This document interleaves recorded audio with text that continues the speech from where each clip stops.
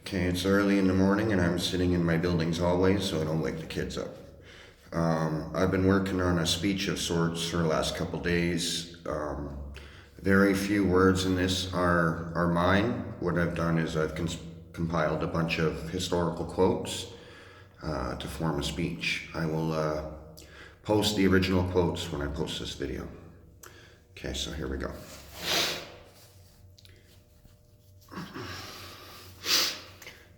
Great men of integrity and intellect, and some evil men as well, have stated the following. The very word secrecy is repugnant in a free and open society. We are, as a people, inherently and historically opposed to secret societies, to secret oaths, and secret proceedings.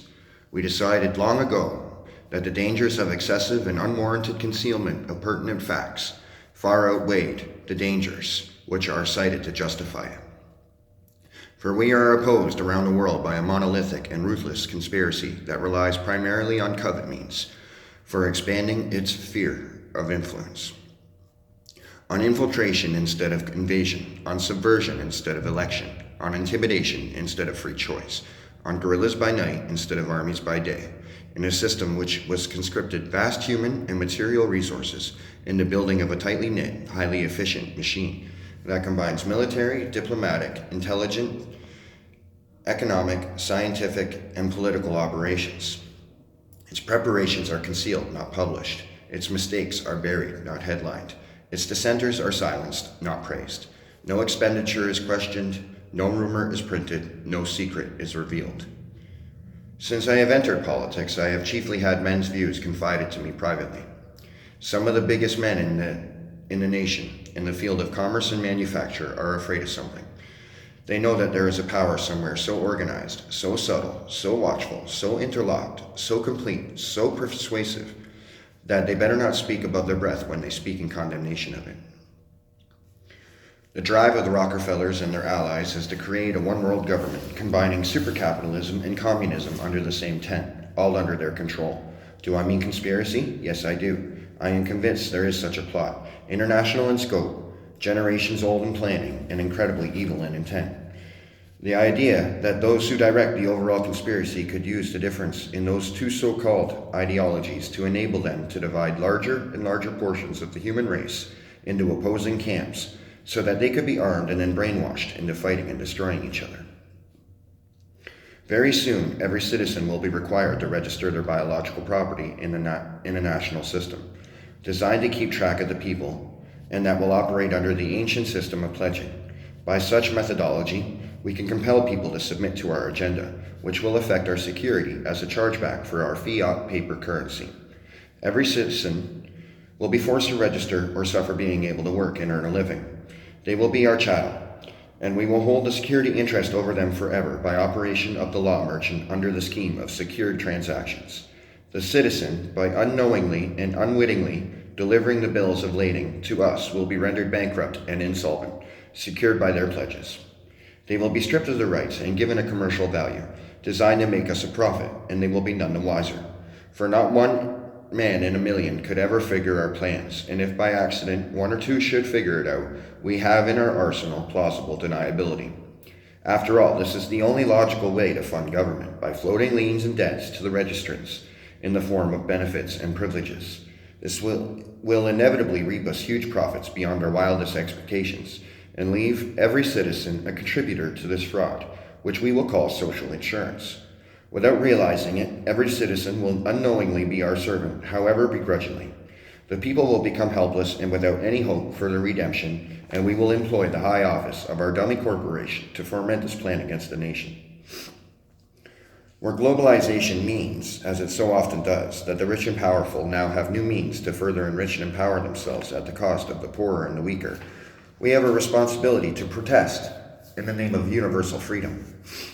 Today, the nation would be outraged if the UN troops entered to restore order. Tomorrow, they will be grateful. This is especially true if they were told that there was an outside threat from beyond, whether real or promulgated, that threatened our very existence. It is then that all people of the world will plead to deliver them from this evil. The one thing every man fears is the unknown. When presented with this scenario, individual rights will be willingly relinquished for the guarantee of their well-being granted to them by the world government. The New World Order under the UN will reduce everything to one common denominator. The system will be made of a single currency, single centrally financed government, single tax system, single language, single political system, single world court of justice, single state religion. Each person will have a registered number without which he will not be allowed to buy or sell. And there will be one universal world church. Anyone who refuses to take part of this universal system will have no right to exist. The world today has 6.8 billion. That's headed up to about 9 billion people. Now, if we do a really great job on new vaccines, healthcare, reproductive health services, we could lower that by perhaps 10 to 15%. A total world population of 250 to 300 million people, or a 95% decline from present levels, would be ideal. If I were reincarnated, I would wish to be returned to Earth as a killer virus to lower human population levels. Did you ever notice who it is? Stop to think who it is we kill? It's always people who have told us to live together in harmony and try to love one another. Jesus, Gandhi, Lincoln, John Kennedy, Bobby Kennedy, Martin Luther King, Medgar Evers, Malcolm X, John Lennon, they all said, try to live together peacefully. Bam, right in the fucking head. Apparently we're not ready for that. The UN is but a long-range international banking apparatus clearly set up for financial and economic profit by a small group of power, one world government hungry for profit and power. We are grateful to the Washington Post, the New York Times, Time Magazine, and other great publications whose directors have attended our meetings and respected their promises of discretion for almost 40 years. It would have been impossible for us to develop our plans for the world if we had been subject to the bright lights of publicity during those years. But the world is now much more sophisticated and prepared to march towards a world government. The supranational sovereignty of an intellectual elite and world bankers is surely preferable to the national autodetermination practiced in past centuries. We are at present working discreetly with all our might to wrest this mysterious force called sovereignty out of the clutches of the local nation state of the world. All the time, we are denying with our lips what we are doing with our hands. Through clever and constant application of propaganda, people can be made to see paradise as hell, and also the other way around, to consider the most wretched sort of life as paradise. People only have as much liberty as they have the intelligence to want and the courage to take. How fortunate for governments that the people they administer don't think. If you tell a big enough lie and tell it frequently enough, it will be believed. Sometimes people hold a core belief that is very strong. When they are presented with evidence that works against that belief, the new evidence cannot be accepted. It would create a feeling that is extremely uncomfortable called cognitive dissonance. And because it is so important to protect that core belief, they will rationalize, ignore, and even deny anything that doesn't fit in with that core belief. To counter this, don't just teach your children to read. Teach them to question everything they read. Teach them to question everything. Education is the most powerful weapon which you can use to change the world. Also, education is not synonymous with knowledge, but when educated properly, the knowledge gained is power. Don't listen to the person who has the answers. Listen to the person who has the questions. If you don't read the newspaper, you're uninformed. If you read the newspaper, you're misinformed. If a nation expects to be ignorant and free in a state of civilization, it expects what never was and never will be. And if freedom of speech is taken away, then dumb and silent we may be led like sheep to the slaughter. Life is never easy. There is work to be done and obligations to be met. Obligations to truth, to justice, and to liberty. This is the deadening consensus that crosses party lines, that dominates our major media, and that is strangling the liberty and prosperity that were once our birthright. Dissenters who tell their fellow citizens what is really going on are subject to smear campaigns that, like clockwork, are aimed at the political heretic. Truth is treason in the empire of lies. I know no safe depository of the ultimate powers of a society, but the people themselves. And if we think them not enlightened enough to exercise their control with a wholesome discretion, the remedy is not to take it from them, but to inform their discretion by education. This is the true corrective of abuses of constitutional power. May I stress the need for courageous, intelligent, and dedicated leadership. Leaders of sound integrity, leaders not in love with publicity, but in love with justice. Leaders not in love with money, but in love with humanity. Leaders who can subject their particular egos to the greatness of the cause.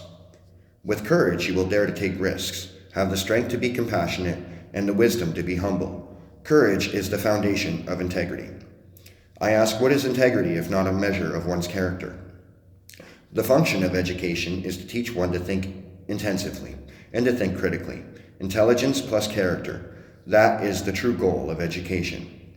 Here is a bumper sticker I'd like to see. We are the proud parents of a child who has resisted his teacher's attempts to break his spirit and bend him to the will of his corporate masters. And therein lies the problem. The best way to solve any problem is to remove its cause.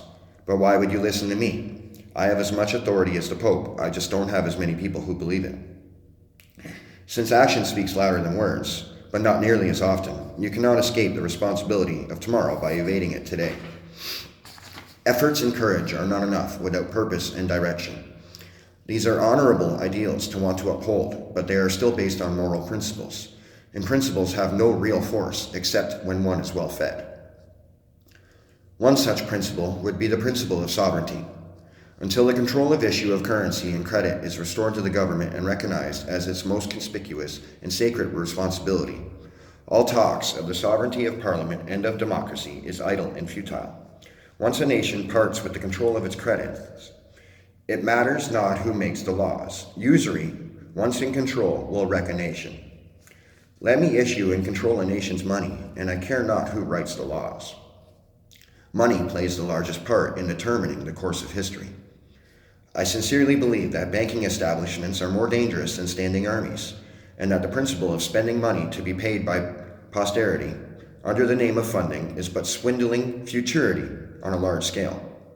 If the people ever allow private banks to control the issue of their currency, first by inflation, then by deflation, the banks and corporations that will grow around them will deprive the people of all property until their children wake up homeless on the continent their forefathers conquered. When a government is dependent on bankers for money, they and not the leaders of the government control the situation. Since the hand that gives is above the hand that takes, money has no motherland. Financiers are without patriotism and without decency. Their sole object is to gain. Our whole monetary system is dishonest, as it is debt-based. We did not vote for it. It grew upon us gradually but markedly since 1971, when the commodity-based system was abandoned. The modern banking system manufactures money out of nothing. The process is perhaps the most astounding piece of sleight of hand that was ever invented. Banking was conceived in inequity and born in sin. Bankers own the earth. Take it away from them, but leave them the power to create money and control credit, and with the flick of a pen, they will create enough money to buy it back again. Take this great power away from the bankers, and all the great fortunes like mine will disappear, and they ought to disappear, for this world would be a better and happier world to live in. But if you want to continue to be the slaves of the bankers and pay the cost of your own slavery, let them continue to create money and to control credit. We are lucky to live in a country as rich as ours. To break it apart would be asinine in the highest degree. It is well enough that people of the nation do not understand our banking and monetary system, for if they did, I believe there would be a revolution before tomorrow morning. A new type of thinking is essential if mankind is to survive and move towards higher levels. True compassion is more than flinging a coin at a beggar. It comes to see that the edifice which produces beggars needs restructuring. We shall be Canadians first, foremost, and always, and our policies will be decided in Canada and not dictated by any other country or the United Nations. Canadians, like their historians, have spent too much time remembering conflicts, crises, and failures. They forgot the great quiet continuity of life in a vast and generous land. A cautious people learn from its past. A sensible people can face its future. Canadians, on a whole, are both. In a time of domestic crisis, men of goodwill and generosity should be able to unite, regardless of party or politics. In the long history of the world, only a few generations have been granted the role of defending freedom in its hour of maximum danger. I do not shrink from this responsibility. I welcome it. Cowardice asks the question, is it safe? Expediency asks the question, is it politic? Vanity asks the question, is it popular? But conscience asks the question, is it right? And there comes a time when one must take a position that is neither safe nor politic nor popular, but one must take it because one's conscience tells one that is right. Patriotism is supporting your country all the time, and your government when it deserves it. I am not afraid of the words of the violent, but of the silence of the honest. The only thing necessary for the triumph of evil is for good men to do nothing. If people are good only because they fear punishment and hope for reward, then we are a sorry lot indeed. A nation can survive its fools, and even the ambitious, but it cannot survive treason from within. An enemy at the gates is less formidable, for he is known and carries his banner openly. But the traitor moves amongst those within the gate freely, his sly whispers rustling through the alleys, heard in the very halls of government itself. The spineless pussy willows in Ottawa are actually helping to condition the Canadian public to accept the surrender of our country, which American forces were unable to accomplish in 1776 and 1812.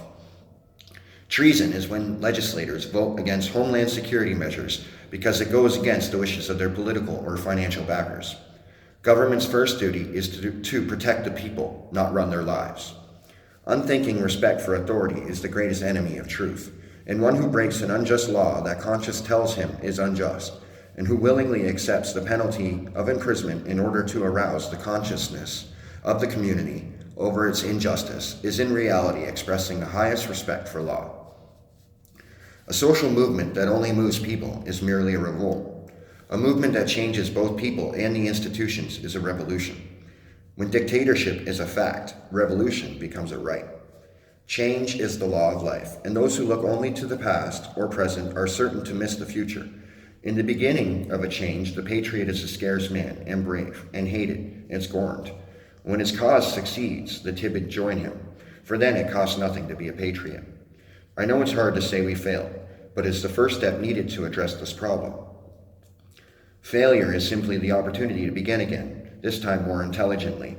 Life is meant to be enjoyed, not endured. Mankind had the agricultural revolution, the industrial revolution, and now this third one, the information revolution. Our strategy should not only be to confront empire, but to lay siege to it, to deprive it of oxygen, to shame it, to mock it with our art, our music, our literature, our stubbornness, our joy, our brilliance, our sheer relentlessness, and our ability to tell our own stories, stories that are different from the ones we were brainwashed to believe. The corporate revolution will collapse if we refuse to buy what they are selling, their ideas, their version of history, their wars, their weapons, their notion of an inevitability. Remember this, we be many and they be few. They need us more than we need them. Another world is not only possible, she is on her way. On a quiet day, I can hear her breathing. You never change things by fighting against the existing reality. To change something, build a new model that makes the old model obsolete. Our freedoms are vanishing. If you do not get active to take a stand now against all that is wrong, while we still can, then maybe one of your children may elect to do so in the future, when it will be far more riskier and much, much harder. If not us, who? If not now, when? If patriotism were defined not as blind obedience to the government, not as submissive worship to flags and anthems, but rather as love for one's country, one's fellow citizens, and as loyalty to the principles of justice and democracy, then patriotism would require us to disobey our government when it violated these principles. A revolution is coming, a revolution which will be peaceful if we are wise enough, compassionate if we care enough, successful if we are fortunate enough, but revolution which is coming whether we will it or not. We can affect its character, we cannot alter its inevitability. Revolutions begin in putting on bright colors. Our forefathers wore military uniforms and fought wars as patriots to their countries to defend our freedom, sovereignty, and liberty. The yellow vest will be the symbol of this generation's patriots to defend those very principles against an ever more overreaching and tyrannical government that aims to declare a dictatorship over us free people of the world. Thank you.